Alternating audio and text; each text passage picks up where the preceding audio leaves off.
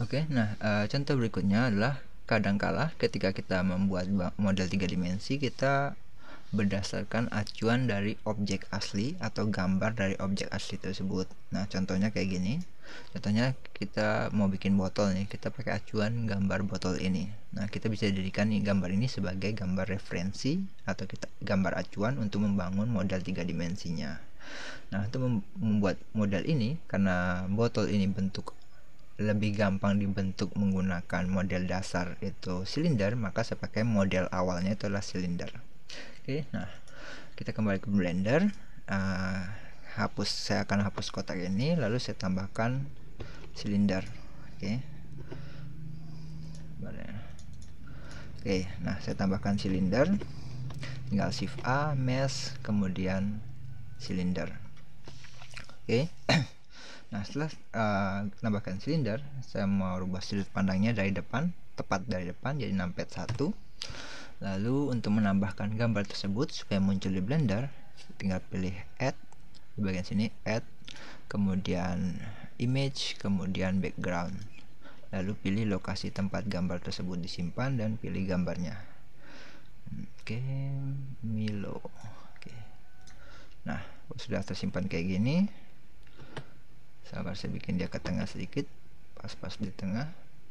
Oke, nah kalau sudah kayak gini, gambarnya muncul dan kita bisa jadikan ini sebagai acuan. Jadi saya mau mulai bentuk silinder ini dari mulai bagian atasnya atau dari tutupnya ini.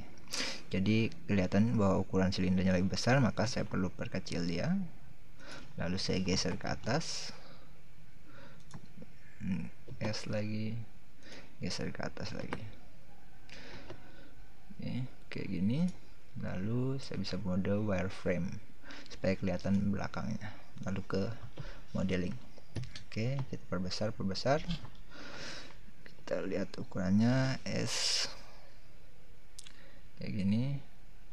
Oke, sampai pas-pas menutupi tutupnya. Lalu pilih bagian lingkaran bagian atasnya dengan menekan Alt, lalu klik, dan perlu digeser ke bawah kayak gini. Lalu saya bisa tambahkan ke atas, tinggal E, geser ke atas, lalu S, perkecil, begitu terus. Tinggal extrude, kemudian S, extrude, kemudian S, atau geser. Ini geser ke atas, G berarti geser ke atas dulu. Nah, botolnya, tutupnya ini agak sedikit berbentuk, jadi saya klik sini, dan extrude lagi ke bawah, S supaya agak besar, lalu extrude lagi, E lagi ke bawah. Oke, kemudian extrude lagi ke bawah, kemudian agak perkecil sedikit, tinggal S, kemudian extrude lagi, kemudian extrude lagi, kemudian S, extrude lagi, kemudian S, begitu terus. Tinggal E, extrude lagi, kemudian S, extrude lagi, kemudian extrude lagi, kemudian S.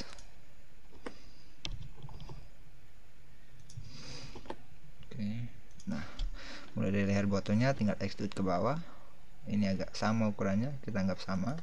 Kemudian pas sampai bagian bawah sini tinggal extrude ke bawah lagi sampai di bagian bodinya, tinggal S.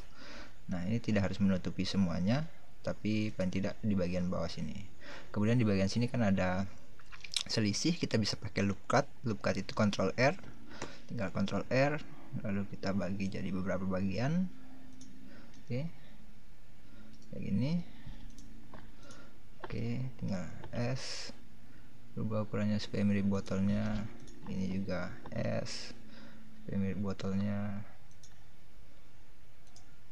Oke, kemudian ini S supaya mirip botolnya, S lagi, gitu terus. Oke, paling tidak supaya menyerupai bentuk botol ini.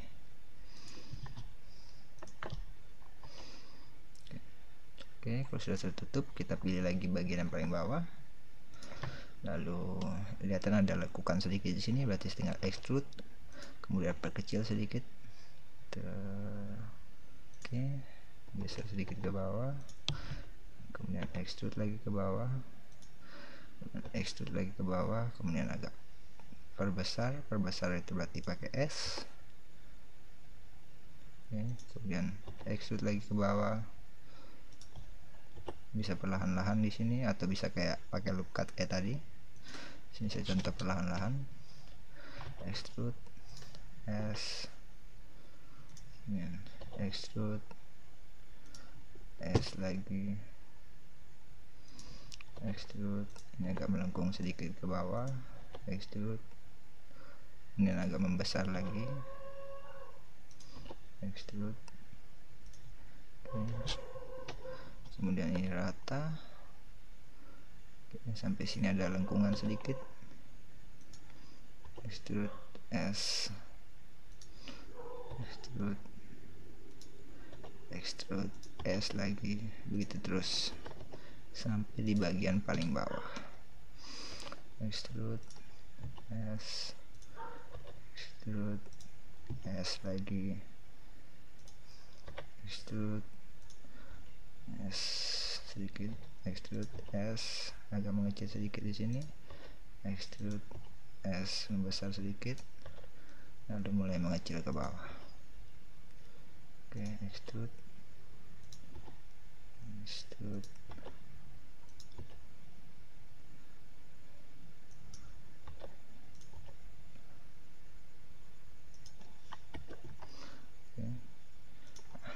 kalau sudah kayak gini berarti sudah selesai. Ini model yang kita hasilkan. Saya geser sedikit supaya kelihatan bedanya. Oke. Nah, ini kelihatan permukaannya masih kasar. Kalau mau diperhalus kita bisa pakai mode shading smooth, jadi di object kemudian set smooth. Nah, ini kelihatan smoothnya. Oke, ini referensinya, ini objek 3 dimensinya. Kita putar, bentuknya kayak gini. Oke, jadi begitu cara menggunakan gambar referensi sebagai acuan dalam membuat model 3 dimensi.